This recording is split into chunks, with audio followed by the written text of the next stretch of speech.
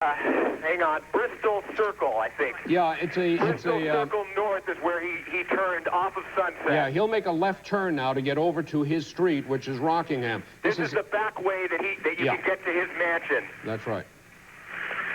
Okay, we're following not only black and whites with their sirens on and their lights flashing, but again, there's about 10 private citizens on motorcycles who have joined the pursuit as well. And we can very close to the house now, very, very close. We're right in the neighborhood. We are right on the block where his house is. Okay, and he is pulling in to the driveway. Coming around. Someone is going to the door right now, Eric. Okay, we're pulling up. Let me tell you what I can see. We've just turned the corner. It's total chaos here. Motorcycles, black and whites, people running around, officers getting out of their cars with their batons, people running, they're keeping our cameras away. They won't let our cameras through. Okay, I can understand that, but we do have an aerial view, Eric. Okay, we're gonna show you a picture from the ground here as soon as we can, but the sheriffs are not letting us get up close enough to actually see what's going on with the naked eye. So you have the best viewpoint from the helicopter there. They're stopping us. Is that something out of this, pointed out of the window there, Hal, on the passenger side? Well, it did... or is that just the mirror? That might be the mirror. But he's right in the courtyard of his estate. Yeah, and he was evidently not driving, obviously. No. So he would be sitting right over there, possibly on that side. But the gates were open, he went right through, someone came up to him and then was chased away by whoever the driver was, and two uniformed officers or uniformed men came up and pulled him away, flashing lights on both sides, and we are right here at a standoff. Now there's a big crowd here developing as well. All the people who were chasing him have now stopped here. Well, we will stay right on that Ford Bronco, and we will be waiting, just as everyone who is watching with us is waiting, to see what happens. There's a reflection of light on the windshield, so you really can't see into the driver's seat. We must recognize the fact also that we're dealing here with so many variables, so many imponderables, the state of mind of OJ himself, what he has said on the phone when talking to other people, perhaps law enforcement. It's very, very difficult to figure out just what the next move is going to be. Craig, what do you see from up there in the your pilot's position? Well, Stan, we've got the vehicle in the driveway with flashers on. Someone approached the vehicle initially and then believed the security guards or police officers pulled them away from the vehicle. And right now, it's just it's a waiting game, it looks like. Where are the law enforcement officers? Can you see them around? Are they all outside? It looked like they came out of the house, or were in the house and came out of the house and then went back into the house. At this point in time, I do not see too many law enforcement people in and around the vehicle. However, that's not to say they could be close proximity to the house and the vehicle around the grounds. Craig, let me recommend that we stay right on your position there, because I have a feeling that the car didn't just drive in there to sit there, that something is happening right now. I would suspect there's some kind of communication, cellular communication between a cell phone and either the house or law enforcement in that area. Some kind of negotiation must be going on. Yeah, I would assume that would be a good analysis of the situation. Here right now, it appears that to resolve this possible conflict here, that communication would take place, so everybody would know what was going on, so there would be no unexpected surprises to cause some problems.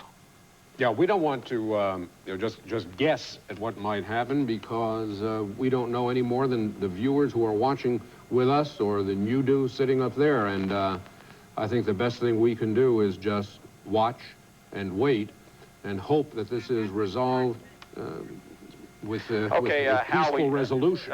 Hal, we just got some information over our radio. The police helicopter is requesting us to gain an altitude because of the number of helicopters over the scene here is interfering with voice communications with the vehicle, and there appears to be negotiations going on from the vehicle with either, obviously, I would speculate a cellular phone, as you mentioned earlier. Right. Okay, well, if you can gain altitude, we certainly want to cooperate in that respect, not endanger anybody. And as we say, we hope that this will end peaceably, but we'll see what happens here. We'll stay on that Ford and see what happens. But I do suspect that there are negotiations going on right now. And the fact that the officers of the scene have kind of stayed the other side of the wall, there's no one rushing or standing around. It's just the white car sitting there in the courtyard. Yeah, I think his motivation, he said, was to see his mother, who was at the estate, and perhaps the children. Now, the children may not be there. We don't know that. Maybe they're being brought there, and there may be some kind of negotiation that perhaps if he could see his mother and the children and make some statement perhaps or talk to them, that maybe then there would be a surrender to the police. Did you gain altitude? Are you up at a... Yes, Hal, we sure did. We're about 2,100 feet above the scene. Okay. That's mean sea level, which puts us up about 1,500 feet above the ground. You still have an excellent picture, and we can see everything going on at that point, Craig. Yes, this excellent vantage point from this location, as you can see. As details develop here, we should be able to see quite clearly what will take place. OJ Simpson wrote a letter to his children and to his mother and then to his friends. And his attorney... Yeah, that letter was read this afternoon, and what it did was to proclaim his innocence. He claimed that he was innocent innocent of the charges of murder in the first degree, 2 counts of murder in the first degree, with special circumstances. I think it's just a matter now of waiting to see. Do you see any other law enforcement activity in the area, Craig, as you look down? Yes, as you can see on the perimeter road here, there is quite a number of vehicles that were in the pursuit with the white Bronco.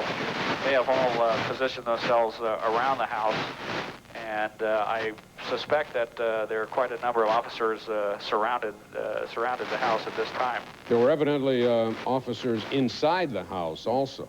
Yes, that's what appeared. As we came up, someone approached the vehicle initially and was pulled away from the vehicle by what it looked like some sort of officers. I could not tell their uniforms. You know, Craig, to put it in one kind of perspective, the belief earlier was, when the letter was read at his attorney's office, at Mr. Shapiro's office, the view was that he was a fugitive from justice.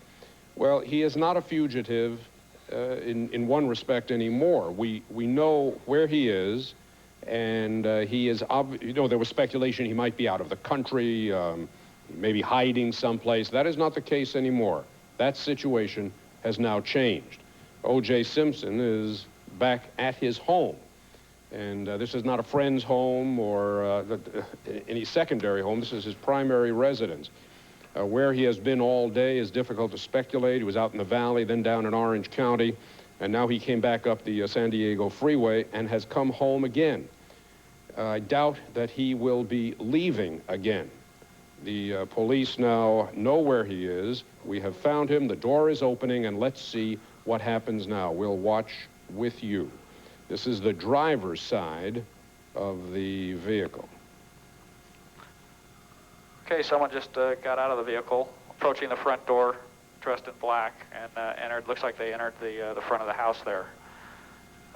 Possibly O.J. Simpson. At this point in time, from this vantage point, it was difficult to see or positively identify that individual. In the brief view that we had, whoever that individual was, whether it was O.J. or not, the person did not appear to be carrying a weapon. No, it didn't appear that at all, and in fact, they walked rather casually to the front door. So, So it'll be interesting to see what develops here. Yeah, the reason I mention that is because the reports were that OJ did have a gun to his head as the car was driving up the 405 freeway. So there did not seem to be a weapon for that person who walked into the house. Right, Hal. We're going to reposition here and possibly get around to the other side of the vehicle so we can possibly see inside that open door. We're going to come around here and see if we can't get a different vantage point to possibly get some additional information. Now, the best we can determine, there is still one other person, at least one other person in that vehicle. Is that correct? At this point, I from the information that I've gathered up to this point, it appears Right, now, that someone came just back. approached back to the vehicle and entered the vehicle. Let's see if we can't get around this tree here. Maybe you can come back the other way so we can... A civilian. Okay, that is the man that got out of the car. That presumably is Al Cowlings. From this aerial shot, it looked like that man is bulkier and stockier than O.J. Simpson is. But they are pretty much, they're both big men. Mm-hmm. But that is the man who got out the driver's side door. We presume that to be Al Cowlings, who was driving. We're not sure at this point in that 911 call whether it was Al Cowlings who said that O.J. Simpson had a gun to his head, or whether it was O.J. Simpson himself saying that he had a gun to his head. One can assume, I think, rather safely that Al Cowlings is having a conversation at this point with somebody inside that vehicle, that someone, presumably O.J. Simpson, perhaps this is the conversation between two longtime friends that will resolve this odyssey this afternoon and this evening without any more violence, without any more bloodshed. This is just one of two different vehicles that authorities had been searching for today. They had also put out an all-points bulletin for Simpson. They were searching for this white Ford Bronco that belongs to Cowlings, and also Simpson's black Mercedes. There's been no sign of that whatsoever. So it appears if the two are in this vehicle... Now, that, Al Cowlings, we believe that to be Al Cowlings, holding his hand up, his palm up, perhaps toward the police officers behind him, pointing toward the front door to O.J. Simpson's home, obviously having a conversation with someone inside at this point. Now, unfortunately, now Al Cowlings is the man we believe to be Al Cowlings, is obscured by that tree, but... As you can see, obviously they're negotiating and talking to police officers. to police officers that are in the house. Back to the vehicle, so it appears that someone else is definitely in the vehicle. Yes. And there's an intermediary there discussing things with the police.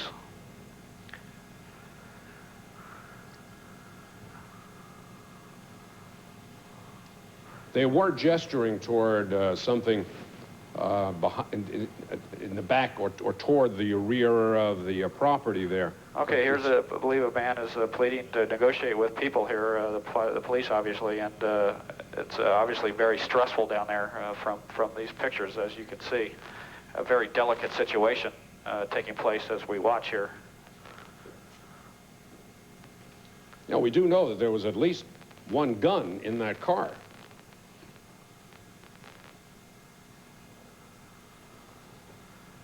It would be very interesting if anybody on the ground would possibly able to get some audio here of this gentleman. He's quite upset at the moment. Yes. Quite emotional here, which would seem to dictate the stressfulness of the situation, and hopefully this type of situation would not escalate into something a little more dramatic. And both of the officers appear to be calming the individual down and reassuring him that things are safe. Well, there's no doubt, as we mentioned before, that O.J. is in a particularly agitated state of mind. That is, I think, is a truism. Consequently, what goes on from here on is very difficult to ascertain. I would suspect also that his lawyer is going to be involved in these negotiations also.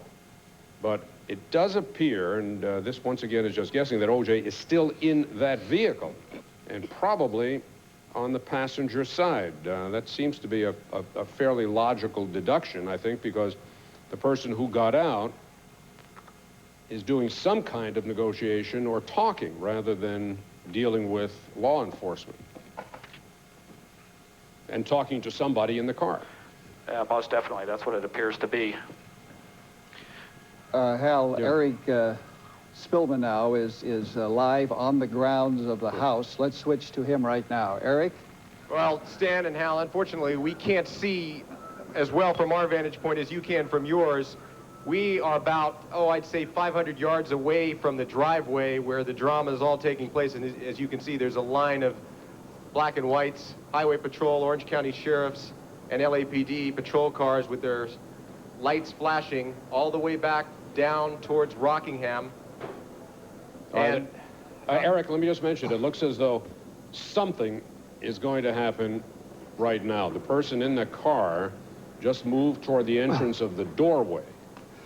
And Hal, Stu Nahan just called in and identified the gentleman standing there in the courtyard. It is Al Cowling. Yeah, it is a professional football player and his And best close friend. friend, yes. Played ball at SC with OJ, and he was the man driving the car, and he was also the man with OJ Simpson at the house in San Fernando Valley. Right. Now, he's backed away from the vehicle, and LAPD inside the house. Just inside I the would think doorway. that what you're going to see is, well, once again, we're speculating, but I would suspect that OJ is in that vehicle and will probably come out of that vehicle.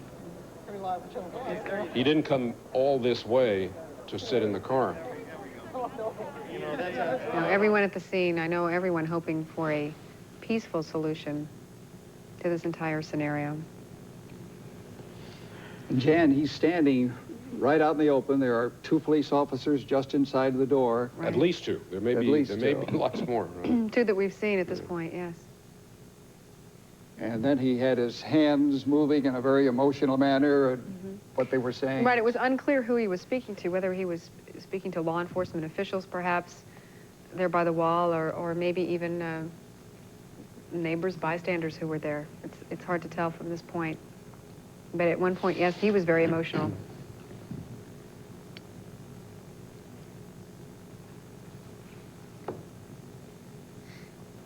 Copter picture acting up a little bit here, but they'll have that stabilized. in Yeah, just that a moment. only lasts for a couple of seconds. A little bit of noise in the picture, but so Al is now going back to the vehicle.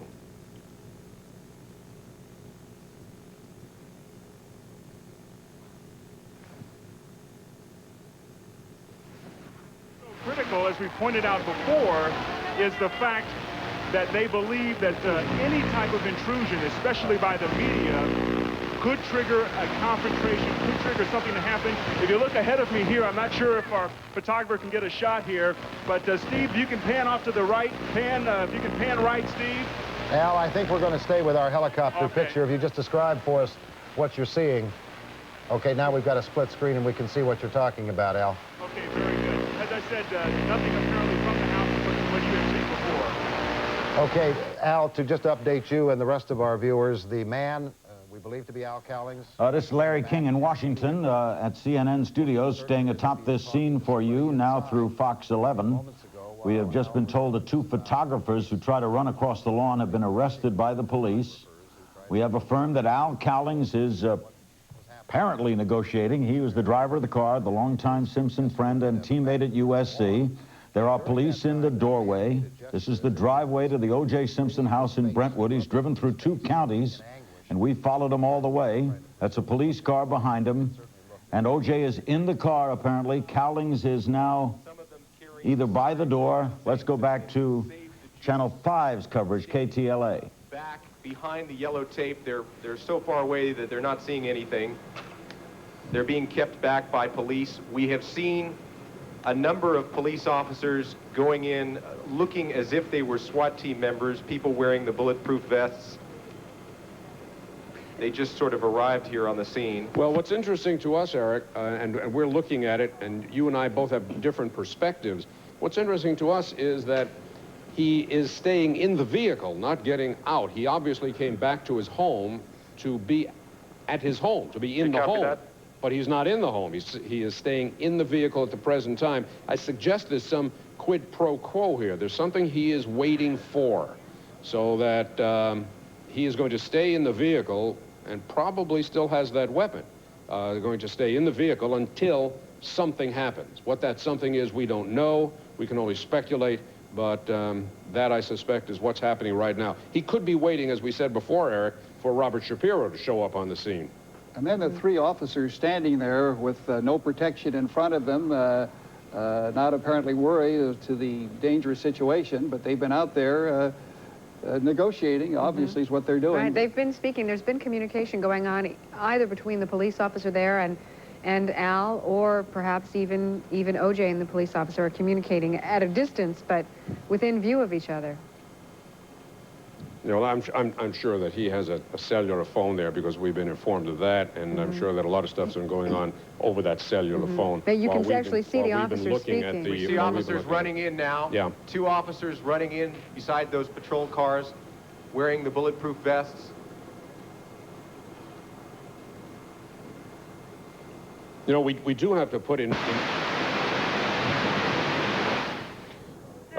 But police, according to the scanners, are listening to him. They've been very, very upset, of course, with all the helicopter traffic overhead, saying it's been extremely difficult to hear.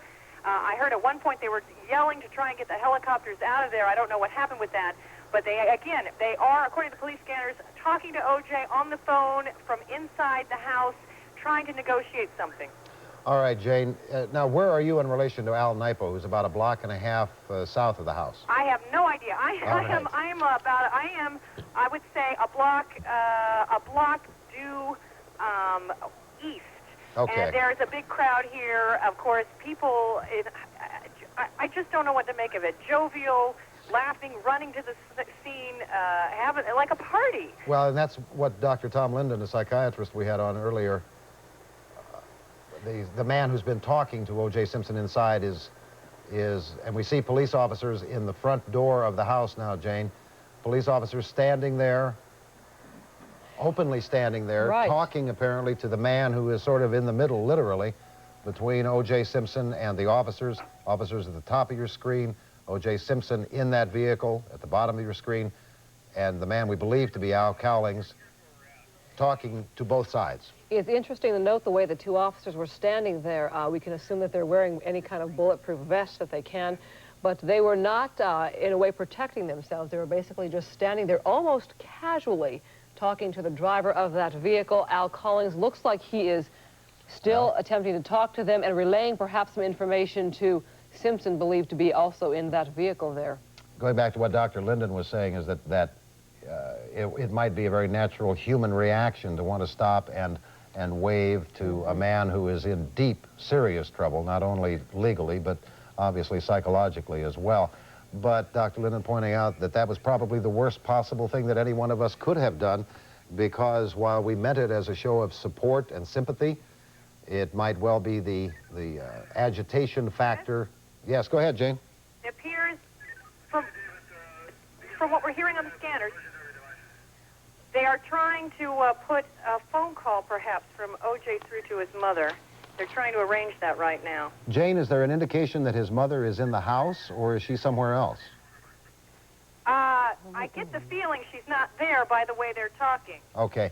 We should point out that Mrs. Simpson But lives I'm in... not sure about that, Chris. You know, Okay. some of this is spotty and... Right. Well, she lives in San Francisco, but she obviously was down here in Southern California yesterday for the burial of her former daughter-in-law, Nicole Brown Simpson, and we had thought perhaps that she was staying at her son's home before journeying back to San Francisco, but perhaps she has already left. The indication being now that they are trying to hook up a police, or a telephone patch, that is, between O.J. Simpson on the cellular phone in that white Bronco parked in his own driveway in Brentwood, and his mother. In case viewers are perhaps just joining us, we should perhaps let them know what has led up to this. At about 6:45, this white Bronco was spotted driving along the I-5 freeway. Authorities started following that vehicle. They figured out that it was the vehicle they'd been searching for, the Ford Bronco that belonged to Simpson's longtime friend, Al Cowlings. They had followed that on the I-5 to the 91 freeway, then to the 405 freeway. It exited Sunset and went directly to the home of O.J. Simpson. Al Cowlings has just walked from the driver's side of the vehicle back toward the front door of O.J. Simpson's home. As Jane Wells was telling us, the police are trying to work out a phone contact between O.J. Simpson and his mother. Actually, if you can hear me, Chris. Yes, go ahead. They're trying to get the phone number. They're trying to get the phone number so they can hook it through. Okay. Again, we have more people running down the street here. Now, there are a number more police officers, Jane, and I'm not sure what you can see from your vantage point, but a number of police officers standing a little more openly now than they had been, although they are on the street side of a hedge that surrounds O.J. Simpson's property, and it is starting to get dark. Well, I don't have a visual on the house. Okay. We're a block away. All right, But there. I'm glued to my scanner here There because you that's the see- best information I'm getting. There you see the entire neighborhood, Rockingham Court, north of Sunset Boulevard in Brentwood. As dusk starts to fall, another news helicopter going through the camera, or the scene there. The police... Courtyard empty and 4 men talking in the doorway. Well, it's going to be getting dark pretty soon. The sun sets, I believe, around 8:04 today. It's 8:20 now, so the sun, well, it's 8:18 I have, so the sun set about 14 minutes ago. We have with us over here John Duncan with the LAPD Public Information Office. Can you tell us what's going on over there? Is there negotiation taking place? We're not going to discuss what's taking place here at this time. We'll get back with you in a little bit. You're just going to have to bear with us. It's a real sensitive point in this thing, okay? Okay, officially, we're not finding out anything from the police department on what is happening. That's John Duncan. He's with the LAPD Press Relations Office. Well, there's clearly negotiation going on, regardless of what he said or not. They're not just sitting there looking at each other, I can guarantee you that. they're having And I think that what's happening is there are negotiations going on both at the house, at the doorway to the house, and via cellular telephone. And those negotiations that are not going on over telephone seem to be with OJ's friend Al, who is acting as kind of a courier of information between the vehicle and officers in the house. And he's just approached the car again.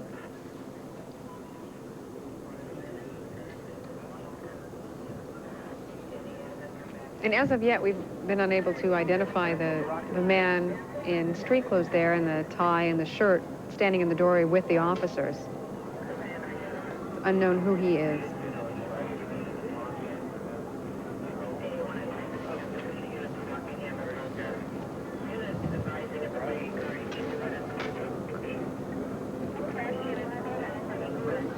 There's a crowd of people here who are yelling, "Juice, juice, juice." How many folks are would you estimate are locals there, you know, neighbors, and how many are from the... I don't think there's a whole lot of locals here. These are people who watched the drama unfold and then followed it to this point. Uh-huh. A lot of them were on motorcycles. That's interesting. Where did all the motorcycles come from? Well, I don't know, but there was a whole bunch of them who were following. I guess it was easier for them to maneuver, and they just kind of zipped in and out of traffic and followed the pursuit to this point.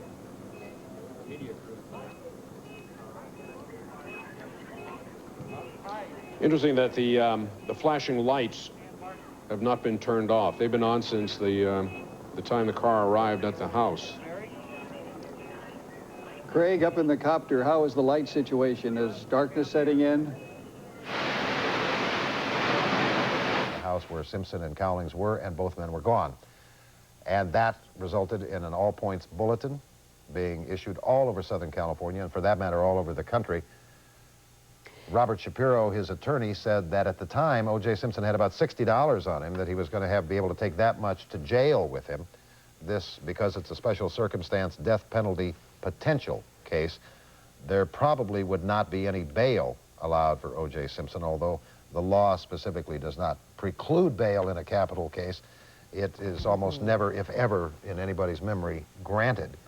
Although I suppose that Robert Shapiro could have made arguments in terms of the amount of bail, and we keep him under armed guard and with an electronic bracelet and that sort of thing, but that all becomes moot now while we wait for the hopefully peaceful end of this part of the O.J. Simpson drama. Yes, Jane, go. Is Al Cowlings still, you can see, I can't. Is he still Yes, in the car as he left the he car? is still at the car. He is at the car, Jane. He has been out of the car for about 20 minutes now, but he is most of the time stationed at, you know, the driver's side. The door is open, and he is standing between that open door and the driver's seat, talking to O.J. Simpson inside. Okay, because they had been talking about trying to get him out of there. From Get the picture Cowlings out that of we there? see right now, Jane, we can see that Cowlings is still at the vehicle. It looks like he is still relaying messages. It looks like right now, although it is getting darker and harder to see from our Sky 11 picture, we can see that Cowlings, a very tall, a large man in a black outfit, is talking perhaps to Simpson in the car, and then has been going back and forth to the house or making gestures back toward the house where authorities are and family members are. So yes, he is still there. And there are still police officers in the front door. Jane, let me ask you, when you said they are talking about getting him out of there, based on your listening to the police scanner, by him, do they mean Al Cowlings out of there, or do they mean O.J. Simpson out of the car? Cowlings. They wanted to get Cowlings away from the scene. But I don't want to, I really don't want to go too much into what they have been talking about that way.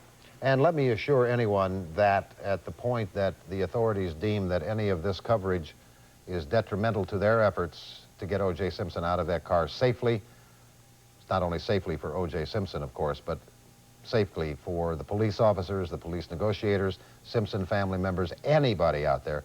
The instant that the authorities believe this coverage is detrimental, then we will stop this coverage.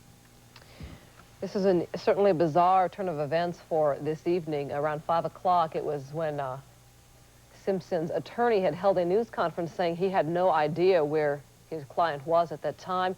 A friend read a letter that almost came off as a goodbye type of letter, with Simpson saying he had nothing to do with the murder of his wife, his ex-wife, Nicole Brown Simpson.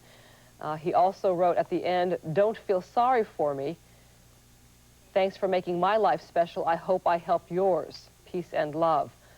He says he's had a great life, great friends. It was a handwritten letter. He said, "Please think of the real O.J. and not this lost person." And perhaps that is what many people were thinking as they watched this white Bronco drive by on the freeway.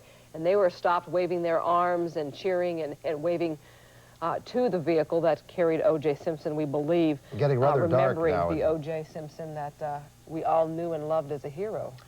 Getting very dark now in Brentwood. We do see a man in what appears to be a white shirt, sort of lounging against the door jamb, the front door to O.J. Simpson's house. The last time we saw that doorway, there were some uniformed police officers standing there rather nonchalantly. And it's getting dark now to the point that it's very difficult to tell what's going on, particularly with Al Cowlings wearing dark clothing. It's becoming difficult. And obviously the police want to keep the agitation factor down. There are no, as you can see that, no external lights on the property, although certainly there are floodlights on the landscaping in O.J. Simpson's estate. And it looks almost as if they have turned the lights off on that police car that was behind the Bronco in the driveway from the instant that the Bronco pulled into O.J. Simpson's driveway. That police squad car had its headlights flashing as well as its signal lights on top on the light bar. And it's difficult to tell now whether the signal lights are still going, but the flashing headlights appear to have been turned off. Chris? Yes, Jane, go. Well, the radios are very quiet right now. Interesting, often I guess what happens with these things, apparently police, LAPD had a cell phone that was provided to them, and they don't know their own phone number, and they've been trying to dig that phone number up. I suppose so somebody can call them. So you don't know at all, Jane, if they were able to get through to Simpson's mother as they were trying to do? No, I haven't heard that yet on the scanner. Naturally, Jane, now that I mentioned that it appeared that the headlights on the car had been turned off on the police car, we see that at least the left front headlight is still flashing, as it was from the time that the car pulled in, but just at the left front. It appears that the right front has either burned out or is somehow off, and the light bar is not flashing. There is not very much light there at all. We're continuing to have people come into this neighborhood, a lot of young people. Hold on. Okay, Jane. This is Jane Wells monitoring police scanning, the police scanner, police radios. They are saying that he is attempting to phone them, but is having trouble. doing it. Okay. Maybe that his Simpson? battery is dying. Well, we can understand what... Simpson is attempting to phone them, Jane, to phone authorities? Yes, phone back, I assume, and you know what happens when you do that he is trying to phone them back in the house. Always, and this is something we need to point out, the very fact that O.J. Simpson is talking, not only with the authorities now, or at least trying to talk to them now, but the 911 call he made earlier, that is a very hopeful sign for a police negotiator to hear some clue and some hint, get the idea that in this case it's O.J. Simpson, but that someone is willing to talk and wants to talk.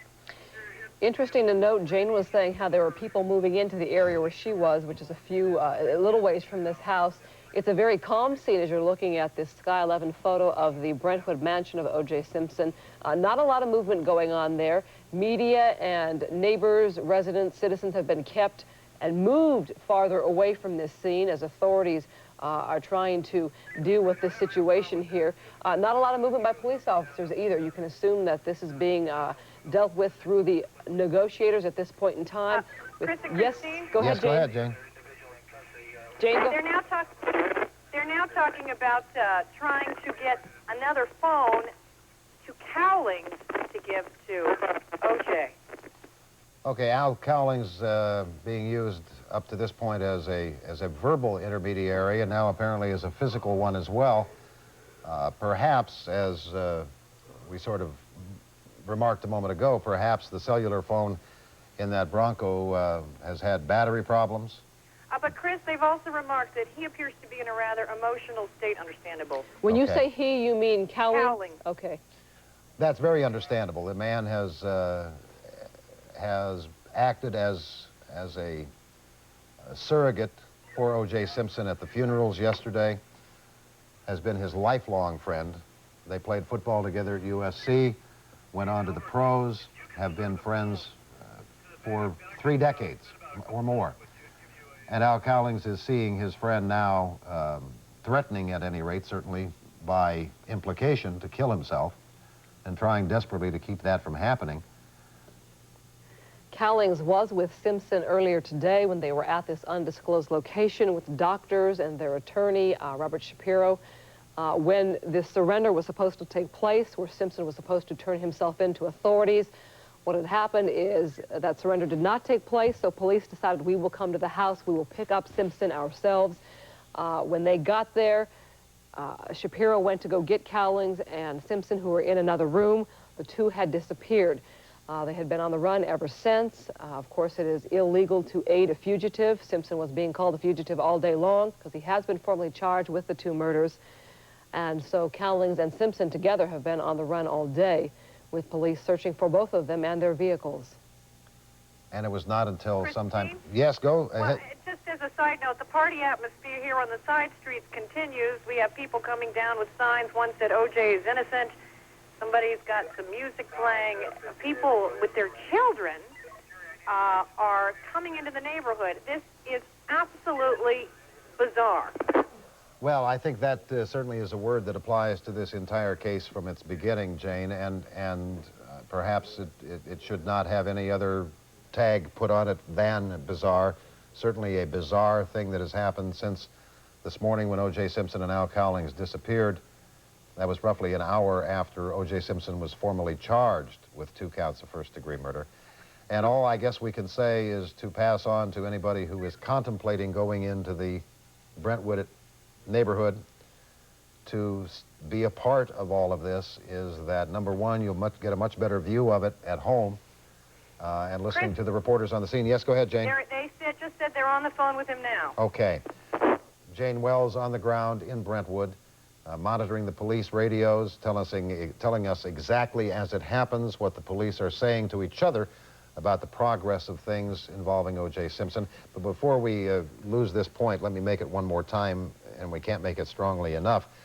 Keep in mind what the psychiatrist said earlier on Fox 11, and that is to further agitate O.J. Simpson is extraordinarily dangerous, not only to O.J. Simpson, but to anybody and everybody around him, because someone who is suicidal can become quickly homicidal, and that means that there are his dear friend Al Cowlings, police officers round and about, as well as O.J. Simpson himself. So if you have the urge to go into Brentwood for some bizarre reason to be a part of something don't. Jane, I'm wondering, do you, listening to the scanners, are you hearing any mention of Robert Shapiro or Howard Weitzman, that is O.J. Simpson's current and past attorney? No, nothing about that. The only outside, of course, you know, police couch it as much as they can because they know we're listening. But no, the only reference to an outsider has been his mother. Again, they just came on the radio again and said all units were on the phone with him, and we are, quote, just moving forward. You know, Chris, you've had a much longer career than I. Some have talked about this being the most notorious case since the Lana Turner murder case where her husband was murdered by her daughter. This, to me, outdoes even that. I have never seen a story like this. Well, Jane, it's certainly in quote, modern Los Angeles, Hollywood, end quote, times, it certainly started out the equal of the Lana Turner, Johnny Stompanato, Cheryl Crane case of the 50s, where Cheryl Crane, Lana Turner's 14-year-old daughter, killed Johnny Stompanato, allegedly killed him, and did some time in the California Youth Authority. And it certainly rivals the Fatty Arbuckle case and William Desmond Taylor and so on, the notorious cases of Hollywood. But there certainly is no case, not only in Los Angeles, that I can remember or have ever read about, but anywhere in the world that has had this end to it, to the point that we are right now, to have a worldwide celebrity named as a murder suspect flee and then turn around and some hours later come back to his own home in a party atmosphere, as distasteful as that may sound, along the freeways of Southern California, and a party atmosphere that you've talked about in his own neighborhood, as well-meaning as those people might be. Nonetheless, it's distasteful, and it is party-like. It's the most bizarre thing I've ever seen. Well, I mean, obviously, maybe some people would say I'm calling, you know, this is the pot calling the kettle black, because certainly all of us have been out in force monitoring this the whole way, but this is what I do for a living, and this is not something on a Friday afternoon that I would choose to do if I weren't working. And it just amazes me, the traffic on the freeway, people just, I can't tell you how many near accidents. If there apparently was one accident, people trying to scramble to join the procession.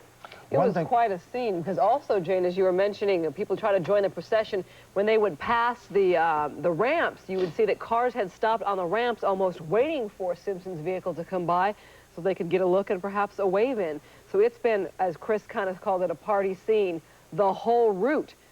People, of course, can hear this on their car radios and find out which path they were taking and which likely areas they were going to hit next. But it's been that way. In fact, I saw one man with his T-shirt off waving it in the air. So there was some talk on the radio about either, and I couldn't tell which person in the car wants it. They want to make eye contact rather than phone, and it sounded to me as though it might be Cowlings they're talking about. I'll see if we get something more on that. I'll let you know. Well, Al Cowlings is certainly in a rough place. I mean, his dear friend is inside the car, threatening at least implicitly to kill himself. And on the other hand, you know, he's got police telling him to do this, that, and the other thing. One thing we should make note of, too, is that at this point, there is no hurry on anybody's part. There's no need to hurry any of this. The police have the situation under control. They have the vehicle stopped. No one outside O.J. Simpson and the police in the immediate area. Yes, Jane, go ahead. Go ahead, Jane. Hold on just a second. Okay. They say he wants to make a phone call to his mother. Okay. And then he is considering coming out. They say this is a very slow process, and they are not rushing him. That's what we were just saying, Jane, that there is no hurry. I mean, the negotiator is trained to do this for hours. The police are used to long hours of just standing around and waiting. And when you consider what the stakes are, the waiting is well worth it. Even listening to the officer, the negotiator on the radio, even listening to him, he's got the calm cadence down to his voice as he passes the information along. Very low key. And he has to be, he's trained to be. Right, right. You know, and one of the things that negotiators have told me in the past that they're passing on at this point to O.J. Simpson is to just calm down, relax. We're here, we can talk forever. You know, there is no hurry. There's no time frame, there's no deadline here. Just relax, take it easy. And since the police have control of the situation and control of the immediate environment, there is not the problem that it was on the freeway earlier in the afternoon and evening. Now that's under police control. It's getting more and more difficult to see what's happening there on the ground. That white vehicle you're seeing, in case perhaps you're just joining us, is believed to be the vehicle belonging to O.J. Simpson's dear friend Al Collings. Simpson believed to be in the vehicle, while Collings is on the ground talking to authorities who are in the house. Family members also believed to be in the house. We've been talking with Jane Wells, a reporter who is monitoring police scanners. She is getting information as to what's going on. Christine? Yes, Jane? They just went on saying they're going to receive somebody in the back. I'm not sure who that is. And yet he went on to say, we are continuing a conversation with productive dialogue. Now, you've been talking about Al Collings. We went to one of his, he has sort of a crash pad in Santa Monica where he occasionally stays. And we went there this afternoon and talked with some of the neighbors who describe him as the kind of guy who would give you the shirt off his back, a true friend, kind to strangers, just somebody who would do anything for you. Now, he and O.J. go back even before college. According to what I've been told, he was practically raised by O.J.'s family, so they have been friends, good friends, for a very long time. And in fact, the letter that was read during the Shapiro News Conference where he mentions Al, it said, man, thank you for being in my life. They are extraordinarily close friends, and it's interesting to note that this productive dialogue. Now, I'm assuming, Jane, that what they're... Yes. Heads up, I think we may have something. Okay. Jane Wells, listening to the police scanners on the ground in Brentwood. Very dark there now, but you see the police car with the flashing lights in the middle of your screen, the lower middle of your screen. It appears he wants to talk to somebody, perhaps calling from the car to the door or something like that. It's appearing that he wants... We may get something going here. We may have movement forward here. Okay. As Jane had been saying earlier, he had been requesting to talk with his mother.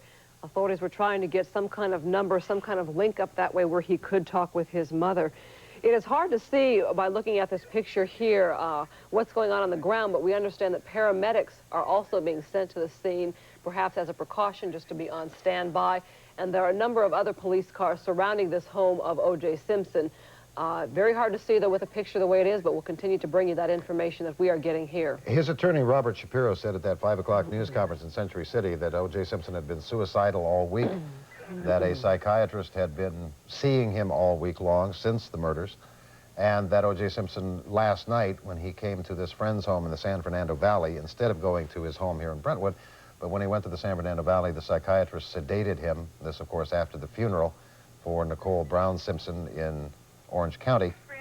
Yes, Jane? Now getting into specifics again, it appears as though they are preparing for every eventuality now and him stepping out of the car.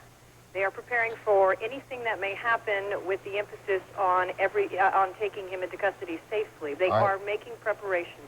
Jane, by that, do you mean that they are expecting him to get out of the car, and then the case is what happens then? Exactly. They are not planning to make a move on him. Okay. That certainly fits in with the standard negotiating situation of just let it diffuse itself if it can be diffused. Jane, are you hearing at all where Al Collings might be? Because we have not been able to see him since it's gotten so dark.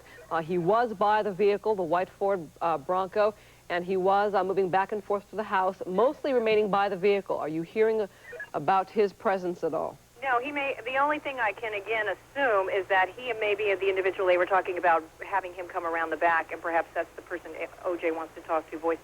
But again, that is purely speculation on my part. I do not have a visual at all, merely what I'm hearing off the radio. Okay, just to orient you, if you're looking at your television screen and wondering if something's going bad with it, don't. It's not. It's dark in Brentwood. What you see in the upper middle of your screen is the front part of O.J. Simpson's home in Brentwood. Toward the middle of the screen, that white blob is the Ford Bronco, in which O.J. Simpson has been sitting now in his own driveway for the better part of an hour. And at last report from Jane Wells on the ground, listening to police radios, they are prepared to have him come out. He perhaps is giving some indication he's going to get out of the car.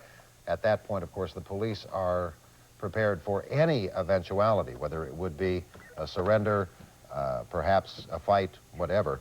But they are prepared to take him into custody. We have some new information that about what's happening at the scene. We understand Simpson's attorney, Robert Shapiro, has arrived at Simpson's home. Shapiro was hired on earlier this week. He is the second attorney for Simpson. He is the one who held the news conference at about 5 o'clock tonight, saying he did not know where Simpson was, that he had disappeared, and he made a plea for O.J. Simpson to please turn himself in for the sake of his family, the sake of his children, to please give himself up to any authorities he might come across. There's a rather dramatic wide shot of the Brentwood area. You can see that dark area. Now it's zoomed in past down on to the cars on the street, but that rather dark area in the middle of all of the lights is the area around O.J. Simpson's house, which is dark. It may well be, Christine, that the reference that Jane Wells was telling us a moment ago about the police negotiator saying something about somebody around the back may well be a reference to Robert Shapiro coming to the back part of the entrance to the O.J. Simpson estate in Brentwood to come and talk to him. Shapiro said at that news conference that he still considers himself to be O.J. Simpson's attorney.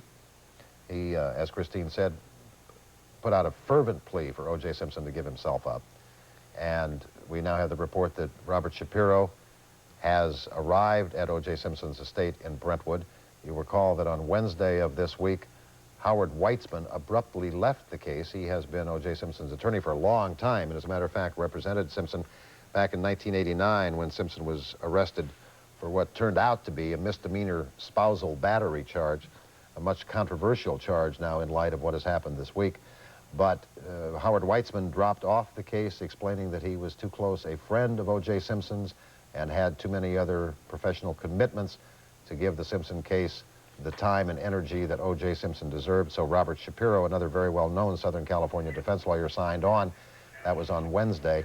Now we have the word that Robert Shapiro has arrived on the scene, certainly to lend all his energies to talking O.J. Simpson out of that car. Chris, the radio is very silent now. One can only, again, speculate that they are talking on cell phones now, and then they will again come on the radio perhaps when they have something to report to the other officers on scene. It may well be that the negotiator is telling O.J. Simpson that Robert Shapiro is here, and perhaps having some update on the conversation that O.J. Simpson wants to have with his mother. Shapiro is a well-known celebrity attorney here in Los Angeles. He has represented Marlon Brando's son Christian in a murder case. He's represented Dodger Darryl Strawberry, Vince Coleman. Tina Sinatra in the stalking case involving James Ferrantino. He took the case on, as you mentioned, Chris, earlier this week on Wednesday and basically proclaimed Simpson's innocence, saying that Simpson was home at the time that the murders took place, although the time was not exactly known specifically. He also negotiated this plan for Simpson to turn himself in when and if authorities were ready to press some charges. So he admitted today that he was devastated by what had happened, that it was the worst day of his professional career, that he had no idea that Simpson would run like he did. They said they were concerned about suicide and had been all week, but the last thing that occurred to any of them was that O.J. Simpson would run. Right, the plan was that they would be at this undisclosed location. Authorities gave a call to Shapiro this morning at about 8 a.m. and said, we are going to be filing charges that Simpson needs to surrender to authorities. They set the time for 11 o'clock this afternoon. That did not happen. They reset the time for 11:45. That did not happen again. Finally, at noon, LAPD said, we are coming to your location. We will pick up Mr. Simpson. He's considered a fugitive. Mr. Shapiro said they did not pass that information specifically on to Simpson. He had been at the house with some doctors. He had been sedated. He had been with some of his closest friends at his house. When the police car pulled up, Shapiro and others went to the room where Simpson and his friend Collins were. They went to the room, and those two were gone. They had disappeared. So this would be the first that Shapiro, we believe, might have talked to or might see his client, O.J. Simpson. At 5 o'clock this afternoon. Having conversation with them, and they went down to get Mr. Simpson, and he was gone. And Robert Shapiro said he was surprised by the whole event. And that, of course, when the next chapter began, and he disappeared, and the search for him started, ending up in the pursuit across town through Orange County, Cerritos, Bellflower, Torrance, by the airport, up the 405 freeway, off at Sunset, and here to his home on Rockingham Avenue in Brentwood. Stan, you know, I think what we should do is that letter that O.J. Simpson wrote to his friend, Mr. Kardashian, was a very poignant and a very emotional letter, and gives us an insight into O.J. Simpson's thinking as virtually as a matter of just a few hours ago. And I think if we can stay on this picture, we will play the audio for you, because remember, this was done this afternoon. Many people were at work. They were not home yet. And we've been talking about the letter, so why don't we play the audio? You will hear his very good friend read the letter that was sent to him by O.J. Simpson. This is the letter that was read about 5 o'clock this afternoon before O.J. Simpson was found in Orange County. So let's stay on the picture for any developments, and here is that letter. To whom it may concern. First, everyone understand I had nothing to do with Nicole's murder. I loved her, always have, and always will. If we had a problem, it's because I loved her so much. Recently, we came to the understanding that for now, we were not right for each other, at least for now. Despite our love, we were different, and that's why we mutually agreed to go our separate ways. It was tough splitting for a second time, but we both knew it was for the best.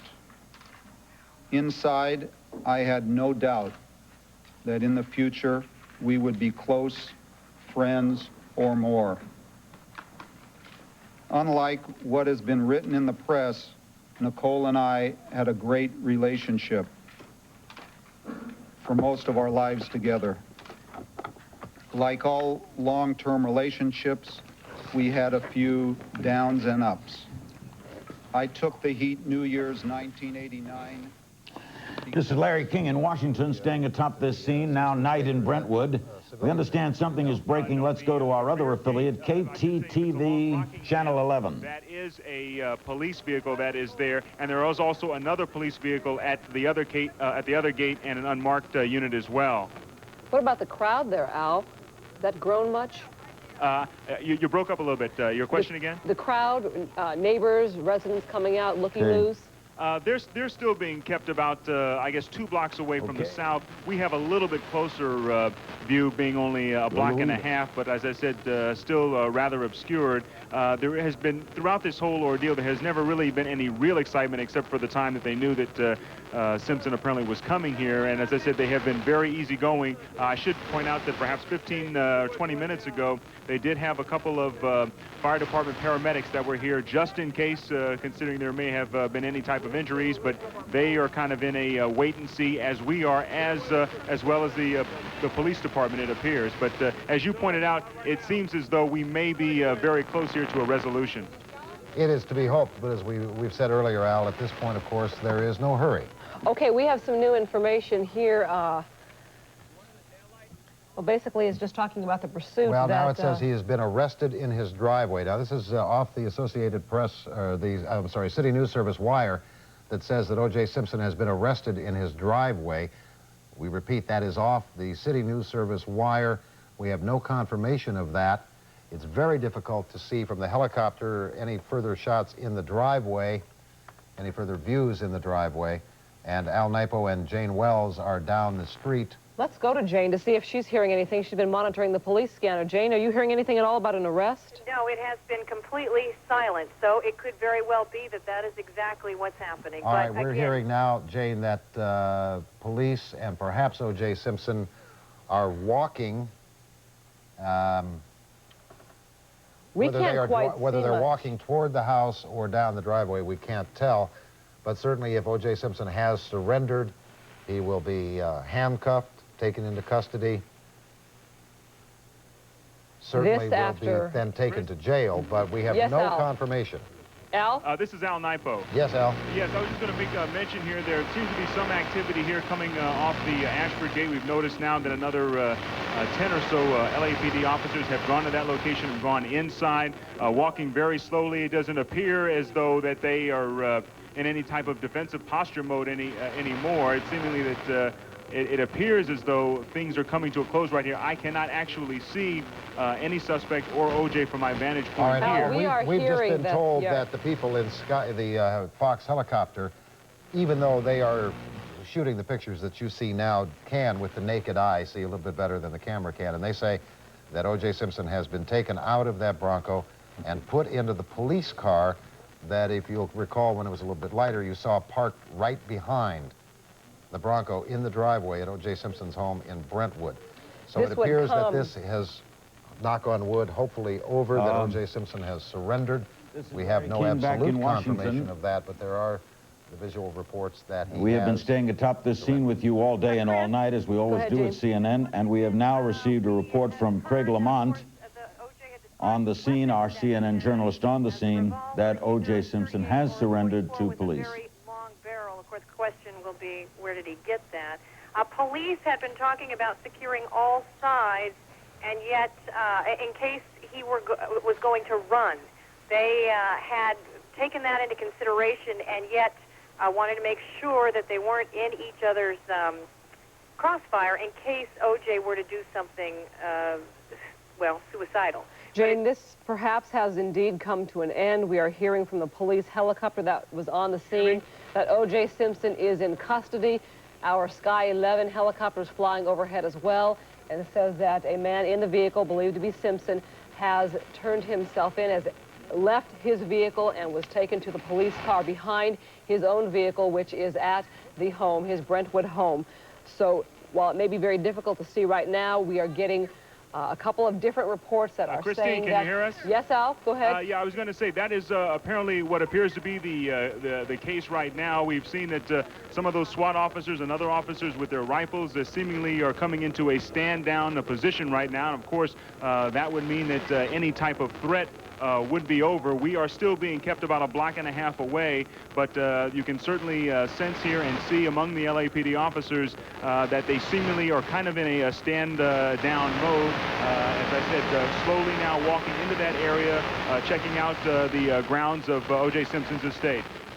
That would be a sign that there has been a change in things if police are moving around, if they are moving about freely, because before they were staying back with the negotiator trying to negotiate a surrender from OJ Simpson, believed to be in that vehicle at his Brentwood home.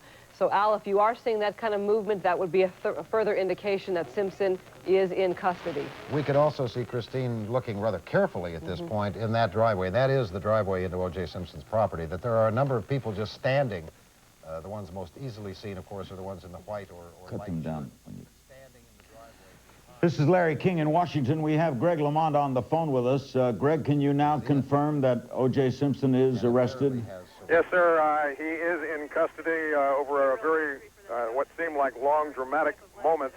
I was fortunate enough to be listening to a very sophisticated police scanner via a local radio station. I was listening to the police officers talking back and forth with one another.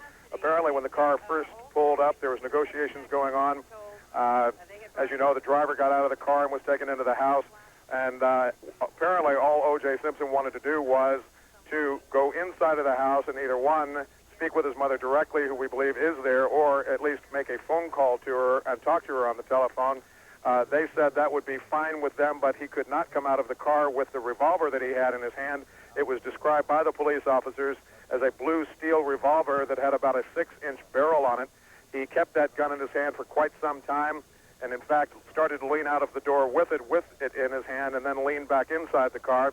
Then he moved up to the front seat, sat there for a few minutes, and then for some reason, I guess he had some photographs, some picture frames, as we were listening to the police scanners saying he's got a picture frame in his left hand, now he's got a picture frame in his right hand, now he is starting to exit the car. There was a moment of silence, and then all of a sudden the officer said, "We have a code 4, which means they have their man in custody." This all happened just moments ago. It's been a very dramatic and topsy-turvy day, and it's certainly been an emotional one. Unbelievable, Greg. Did you hear Simpson speak at all? No, I did not. I was not scanning, this scanner was not scanning anything that he was saying. It was only scanning what the police officers were saying. I can tell you that the police officers had put themselves in a position around the mansion that they were afraid that Simpson might try to jump out and run in any direction, and they had themselves tactically set up to be able to deal with any kind of situation. In fact, we're told that if Simpson jumps out of the car and starts running, like in one officer's direction, for instance, they were told to take him out, in essence. Cowlings, who apparently was the mediator, right? He was initially, and at some point in time, they took him inside the home. Now it's going to be interesting to see what explanation he will have for all of this. Obviously, it seems that Simpson, I can't say obviously, but it seems that Simpson did have a revolver of some sort, and whether he was forced to get into the car and be the driver is unclear at this time, but it was clear that Simpson was sitting in the rear of the seat for most of the duration of this chase and now the end of this situation. Craig, where is O.J. Simpson now? That I cannot tell you. I'm about a block away, and I have no monitors, but I can only assume he's inside the home. They did agree to allow him to speak with his mother, but there's one question that has been resolved here, and that is certainly that he is in police custody and unharmed, apparently. What a day. What a day. Greg, thank you for terrific reporting all day long. Thank you.